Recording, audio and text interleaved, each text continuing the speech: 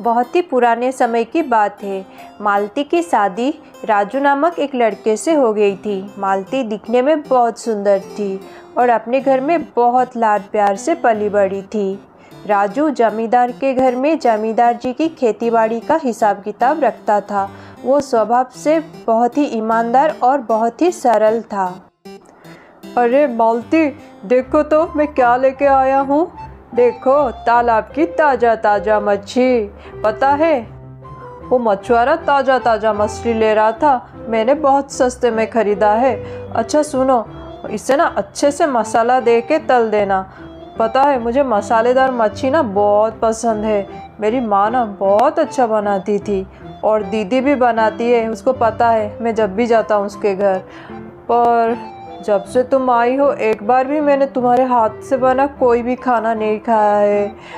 उस दिन तो तुम्हारा वो पैर में दर्द था, फिर सोमवार को तुम्हारा हाथ में दर्द था, फिर मंगलवार को तुम्हारे पीठ में दर्द था और बुधवार को सर में दर्द था, फिर शुक्रवार को कमर में दर्द था। अच्छा, आज तुम ठीक हो ना? बना तो लोगी ना? हाँ, मैं बना तो देती, पर मैंने मेहंदी लगा रखी है हाथों में। क्या करूँ? अच्छा ठीक है, अगर आपको इतना ही मसालेदार मच्छी खानी है तो मैं अपने मेहंदी वाले हाथ जाके धो लेती हूँ, फिर आपके लिए मैं ताज़ा ताज़ा मछली पका दूँगी। अरे नहीं नहीं मालती, इसकी ज़रूरत नहीं। ठीक है, आज मैं बना देता हूँ, तुम फिर कभी बना लेना। कोई बात नहीं, काम पे तो देर हो रहा है, पर कोई बात नहीं, बना लूँ। असल बात ये थी कि मालती स्वभाव से बहुत ही आलसी थी। अपने घर में लाड प्यार से पली बड़ी थी, इसके लिए उसे घर का काम करना अच्छा नहीं लगता था। उसका पति राजू बहुत ही अच्छा इंसान था और मालती बहुत ही ज़्यादा झूठ बोलती थी और राजू से घर का हर काम करवा लेती थी। राजू घर का और बाहर का काम करके बहुत थक जाता था, पर मालती अपने स्वभाव को बदल नहीं रही थी और ऐसे समय बीतने लगा। अरे, आज आपने इतनी देर कर दी। मैंने घर में खाना कुछ भी नहीं बनाया। देखिए ना, घर की हालत कितना गंदा हो गया है। चारों तरफ चूहे घूम रहे हैं इधर उधर, और मैं आज सोच रही थी सुबह से कि घर को साफ कर दूं, और सोचते सोचते इतना वक्त हो गया। अरे वाह, ताज़े ताज़े फल लाए हैं आप, बहुत अच्छा है, आज यही खा लेंगे। अच्छा, रसोई में जा रहे हो क्या? एक काम करना, मेरे लिए एक गिलास पानी ले आना। अरे वाह, खट्टी दाल की महक आ रही है चंपा की घर से। क्या करूं क्या करूं? हाँ, जो मैं रोज़ करती हूँ वही करूँगी। कहाँ है फल? चंपा, ओ चंपा, कहाँ हो तुम? देखो तो मैं तुम्हारे लिए क्या लेके आई हूँ। अरे, इतना बड़ा तरबूज?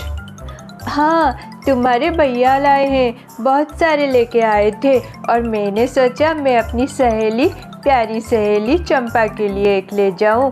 बहुत ही मीठे हैं। अच्छा, मैं यहाँ पे रख देती हूँ और चलती हूँ। अरे मालती, रुको ना, ऐसे कैसे जा रही हो? मैंने खट्टी दाल बनाई है, तुम लेकर जाओ, बहुत अच्छा लगेगी। अरे नहीं नहीं, रहने दो ना। अरे ऐसे कैसे रहने दूँ? लेकर जाओ, रुको मैं अभी लेकर आती हूँ। अच्छा, तुम बोलती हो, इतनी बोल रही हो तो ठीक है। तुम्हारे भैया को बहुत पसंद है, वही इसको खाएंगे। अरे वाह, ये तो बहुत अच्छा है, मस्त भोजन। उस दिन जमींदार जी के घर में बहुत काम था। राजू बहुत ही थक गया था और उसे भूख भी बहुत लग रही थी। अरे, आज सुबह से मैंने कुछ भी नहीं खाया है, अभी तो बहुत भूख लग रहा है। घर में तो कुछ खाना नहीं बना होगा, जाके फल है वही खा लूँगा। राजू घर में जाके फल ढूंढने लगता है। अरे, अब क्या ढूंढ रहे हो तब से? अरे, यहाँ पे फल था, कहाँ है? चूहे खा लिए होंगे। अच्छा ठीक है, मैं पोहे खा लेता हूँ। पोहे नहीं है, ख़त्म हो गए। और ऐसे कैसे बोल रहे हो आप? हमारे पिताजी के घर में तो बस्ते भर के पोहे लाते हैं और आप जब भी लाते हो पाव किलो लाते हो। ठीक है मालती, मैं पानी ही पी लेता हूँ। अरे, इस मटके में तो पानी ही नहीं है। अरे आप क्या बोलना चाहते हो? मुझे बुखार आ रहा था, बुखार में क्या मैं पानी लेने जाती? इन सब बातों से राजू बहुत ही ज़्यादा दुखी और परेशान हो गया था। उसे बहुत ही कष्ट हो रहा था, उसका सारा धैर्य टूट गया था। वो दुखी मन से अपने भगवान के पास जाकर बहुत रोने लग गया था। और अगले दिन सुबह, अम्मा कोई है क्या? अम्मा कोई है क्या? सुनिए। ओफो, ये कौन भिखारन इतना चिल्ला रही है मेरे द्वारे? क्या हुआ? क्यों इतना चिल्ला रही हो? क्या चाहिए? अरे बेटी, कुछ खाने को हो तो दे दो बेटी, रूखी सूखी जो भी हो, 4 दिन से कुछ भी नहीं खाया है। अरे चल जा यहाँ से, तू महारानी है जो तेरे लिए अब मैं खाना परोस के लाऊं? ठीक है बेटी, तो थोड़ा सा पानी ही दे दो, इतनी धूप है। अरे तुझे सुनाई नहीं दिया? छी, इतनी गंदी दिख रही हो, जाओ यहाँ से, कुछ नहीं मिलेगा, खाना फाना कुछ नहीं, पानी पानी कुछ नहीं। छी, इतनी गंदी, तुझे देख के ही घिन आ रही है, जा यहाँ से। अच्छा, तुम मुझसे ऐसे बोलोगी? देखो मैं तुम्हारी क्या करती हूँ। अरे क्या हो रहा है? क्या कर रहे हो तुम? अरे क्या हो गया? क्या हो गया? हाँ, तुम्हें तुम्हारी कर्मों की सज़ा मिली है। हाँ, बहुत शौक है ना तुमको दिन भर आईना देखने का। अभी उस आईने को जाकर देखो, तुम्हें उस आईने से नफ़रत हो जाएगी। अरे माँ जी, मुझे माफ़ कर दीजिए, मुझसे गलती हो गई, मैंने क्या ये गुनाह कर लिया है? भगवान मुझे माफ़ कर दो, मुझे माफ़ कर दो।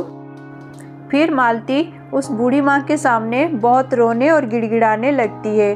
फिर बूढ़ी माँ का गुस्सा थोड़ा शांत होता है और वो बोलती हैं, देखो मैंने तुमको अभिशाप तो दे दिया, उसको मैं वापस नहीं ले सकती, पर हाँ, अगर तुम 1 महीने तक झूठ नहीं बोलोगी तब तुम्हारा ये श्राप हट जाएगा और तुम वापस पहले जैसी बन जाओगी। वो मालती से ऐसा बोल के वहाँ से चली जाती है।